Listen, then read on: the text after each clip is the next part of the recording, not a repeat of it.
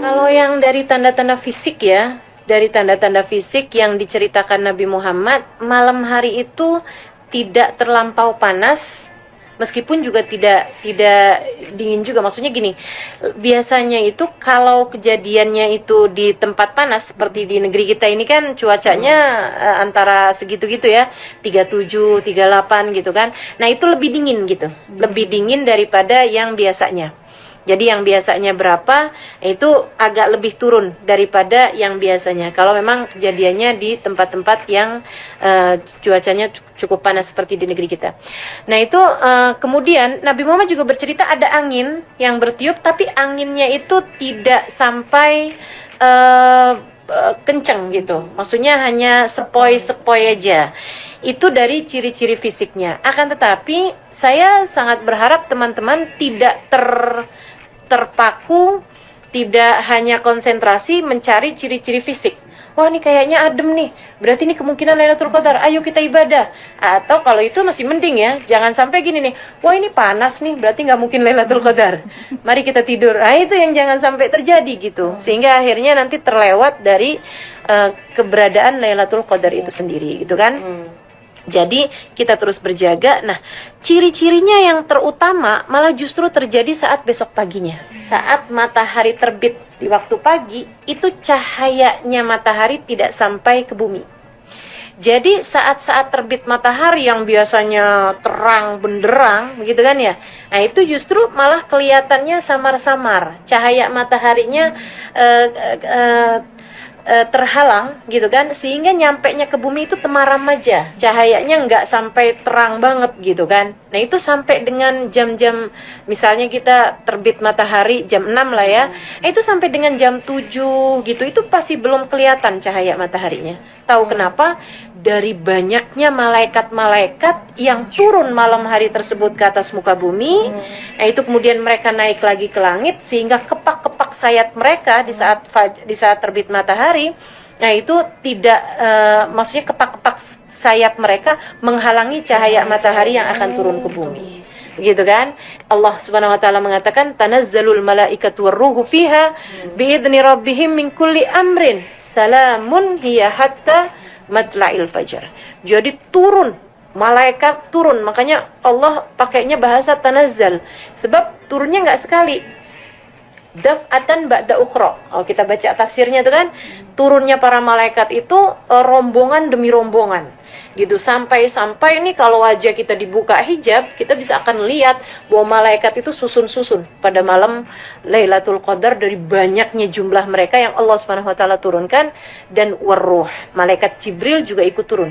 Pimpinan para malaikat, presiden para malaikat ikut turun juga pada malam hari tersebut. Begitu kan? Bi amri rabbihim, menyelesaikan urusan mereka. Urusannya adalah mengaminkan doa orang-orang yang ada di atas muka bumi. Jadi siapa yang malam hari tersebut meminta ampunan, jutaan malaikat akan memohonkan ampunan untukmu pada malam tersebut. Jika kamu malam hari itu meminta, ya Allah, jangan pernah sengsarakan aku dimanapun saja aku berada, jutaan malaikat mengaminkan doamu pada malam tersebut. Gitu kan ya? Makanya karena kemuliaan yang begitu mulia, jangan sampai kita meminta yang kecil-kecil aja gitu. Ya Allah, punya baju lebaran, itu kan kecil banget. Begitu habis lebaran receh. Karena Allah zat yang maha mulia dan jutaan malaikat Allah turunkan kepada kita semuanya pada malam hari tersebut, maka kita harus meminta sesuatu yang berharga, gitu kan ya. Jangan minta yang receh-recehan, jangan minta hal-hal yang kecil, sebab kita meminta kepada Allah Subhanahu wa taala, zat yang maha besar. Nah itu besok harinya salamun hiya hatta matla'il fajar. Keselamatan, kedamaian sampai dengan terbit fajar. Begitu datang fajar, mulai nih malaikat nih berangsur-angsur naik lagi kembali ke langit, tapi dari banyaknya jumlah mereka sampai-sampai ketika matahari terbit pada pagi hari tersebut, semua malaikat nih belum selesai antrian naiknya balik nih, sehingga menghalangkan cahaya matahari sampai di bumi pada masa tersebut. Baik ya, memang ini permasalahan kita nih para perempuan. Di saat kita lagi datang haid, mau sholat nggak boleh, mau baca Quran nggak boleh, puasa deh gitu, puasa nggak boleh juga. Masya Allah, luar biasa. Tapi teman-teman saudariku sekalian, ada satu hal yang kamu perlu ingat buat teman-teman nih, para adik-adik gitu ya, atau perempuan-perempuan yang masih datang mens gitu, belum masuk masa menopause. Ini kamu harus ingat satu hal, bahwa ibadah itu yang lebih Allah inginkan itu adalah ibadah hati kita.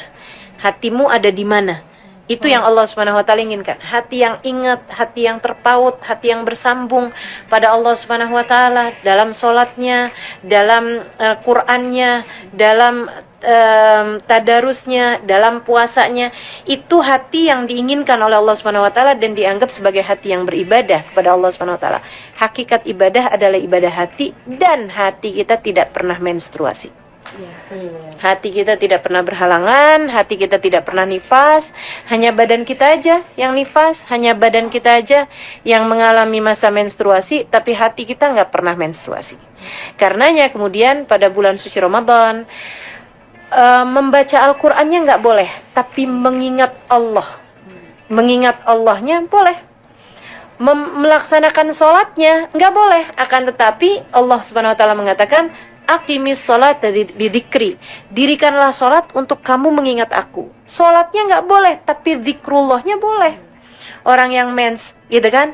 Karenanya kemudian kita di saat mens sekalipun, kita tetapkan ibadah-ibadah kita di malam-malam yang mulia ini agar tidak terhalang apa yang dijanjikan oleh Allah Subhanahu wa taala bagi hamba-hambanya yang mendekat kepada Allah.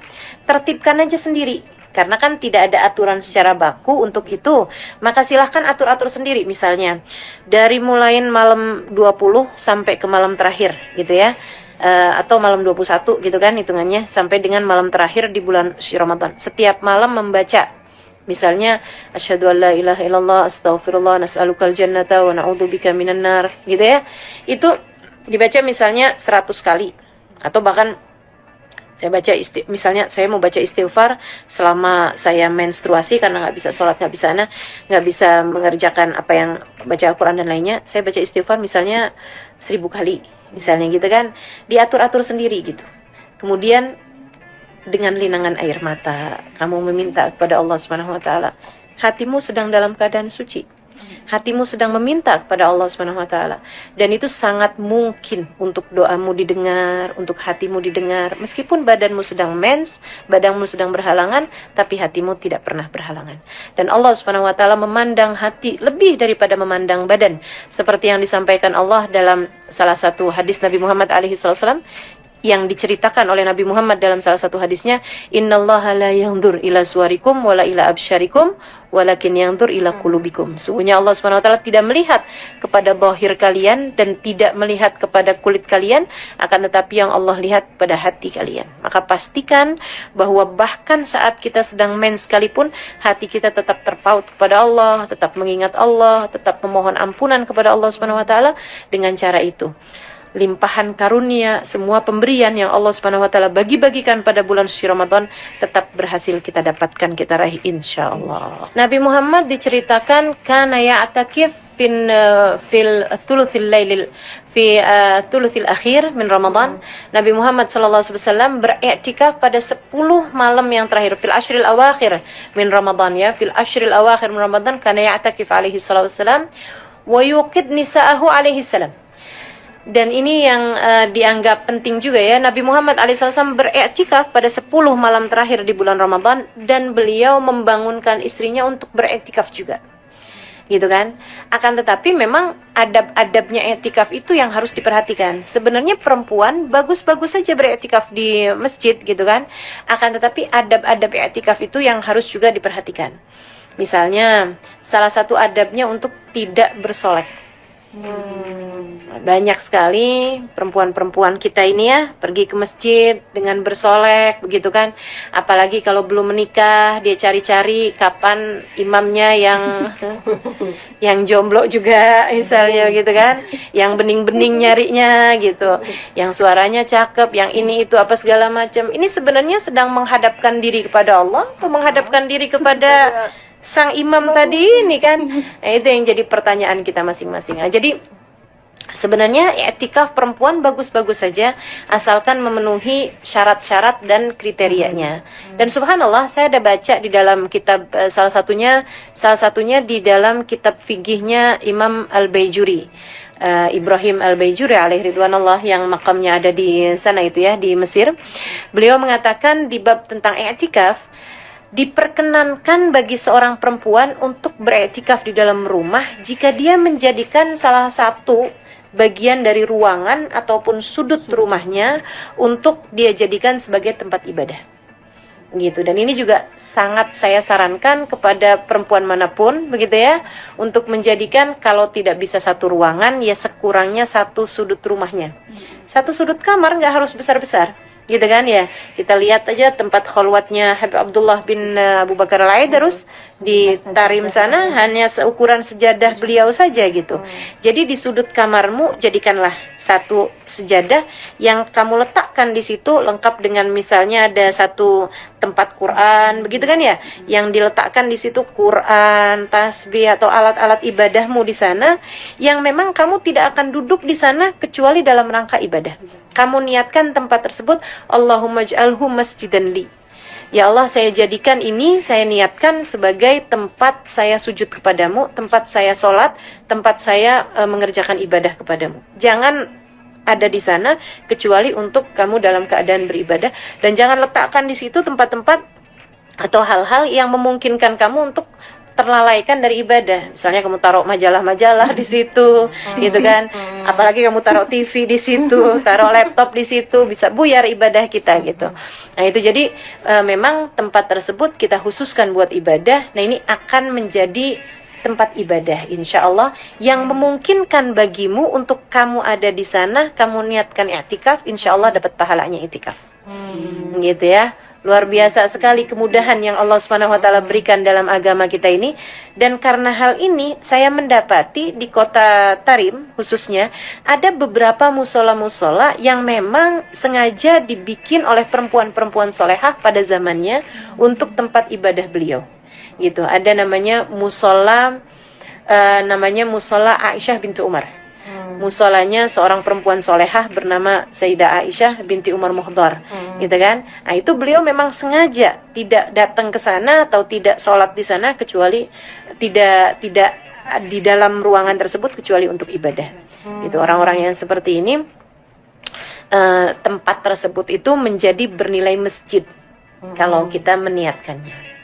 Subhanallah, insya Allah bisa kita amalkan ya, terutama untuk 10 hari terakhir ini. Jadi kita i'tikaf dari dalam rumah aja gitu insya Allah. Seperti yang tadi saya sampaikan ya, hasilnya luar biasa sekali dari kita menghidupkan 10 hari yang terakhir di bulan Ramadan ini.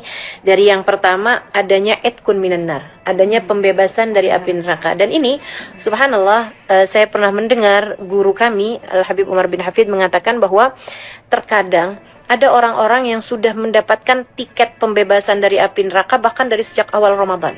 Akan tetapi karena ibadah mereka yang luar biasa, Allah Subhanahu wa taala masih terus saja memberikan kepada mereka tiket-tiket bebas api neraka di hari-hari sesudahnya, sampai terutamanya di 10 hari terakhirnya, sehingga tiket-tiket pembebasan api neraka tersebut bisa dia gunakan untuk menyelamatkan keluarganya atau orang-orang yang dia sayangi dari api neraka. Karenanya kemudian Nabi Muhammad mengatakan bahwa orang mukmin itu punya syafaat, gitu ya. Syafaat ini yang kemudian kita bisa pakai salah satunya dengan kita dapatkan pada malam-malam 10, terutama 10 terakhir dari bulan suci Ramadan.